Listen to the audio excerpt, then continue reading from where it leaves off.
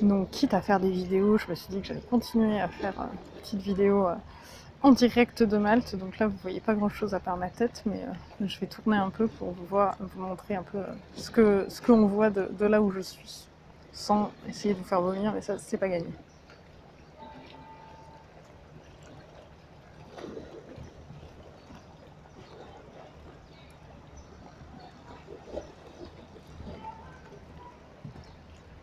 Bon, je suis désolée d'avance si vous avez déjà envie de vomir. Voilà, j'avais prévenu. Et du coup là cette petite vidéo, je voulais la faire sur le couchsurfing, parce que le couchsurfing, ça fait partie des moyens qui m'ont vraiment permis de voyager de façon, j'allais dire sérieuse entre guillemets, pas forcément sérieuse, mais en tout cas de façon bien plus intensive qu'avant. Et c'est vraiment quelque chose qui correspond vraiment à mes centres d'intérêt et à mes aspirations, parce que moi quand je voyage en fait, j'adore effectivement découvrir de nouveaux endroits, me retrouver aussi particulièrement dans des endroits de nature dans lesquels j'ai pas l'habitude d'aller, comme se retrouver dans le désert au fin fond du Maroc, mais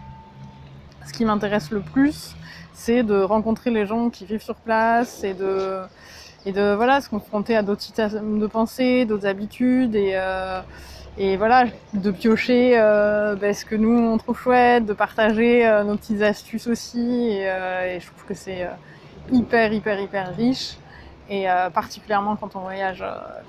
en solo. Et ce qui est génial, c'est que je pense qu'il n'y a pas de hasard non plus. Et c'est Malte, c'était vraiment une de mes premières expériences en couchsurfing avec des vraiment super rencontres, donc il y a 3 ans. Et du coup, là, en revenant cette année, j'ai eu la chance de passer une semaine chez celui qui m'avait hébergé il y a 3 ans. Là, je vais revoir aussi pas mal de gens que j'avais croisés à ce moment-là, donc c'est assez génial. Et là, donc ceux qui m'hébergent actuellement, c'est un couple bien cosmopolite parce que lui vient d'Inde et elle d'Allemagne, sachant que dernièrement il vivait en Italie et envie de bouger, envie de vraiment de ne pas être dans cette histoire de métro, boulot, dodo. Elle vient de quitter son boulot de violoniste il y a un certain temps et se dirige plus vers le coaching, donc c'est assez drôle aussi d'être hébergé par une coach en suivant un coaching à Malte, hein, quand même. Je trouve que le rapport est pas mal du tout. Et voilà, et je trouve que c'est super riche de se retrouver avec des gens différents, on peut passer d'un milieu à l'autre, mais en 2 secondes, quoi. Enfin, d'un soir, on va dormir dans une maison hyper vieille, machin, et puis le lendemain, on va se retrouver dans un truc limite luxe. Enfin, c'est assez incroyable déjà en termes d'environnement, et aussi en termes de personnes, en termes d'habitudes, et moi je trouve qu'il y a aussi un petit côté un peu fête de famille, allez, on va tous manger ensemble, on boit des coups ensemble, on papote ensemble, et voilà, c'est vraiment un truc moi que je trouve génial et qui après en termes purement financiers aussi, l'échange financier est pas vraiment présent.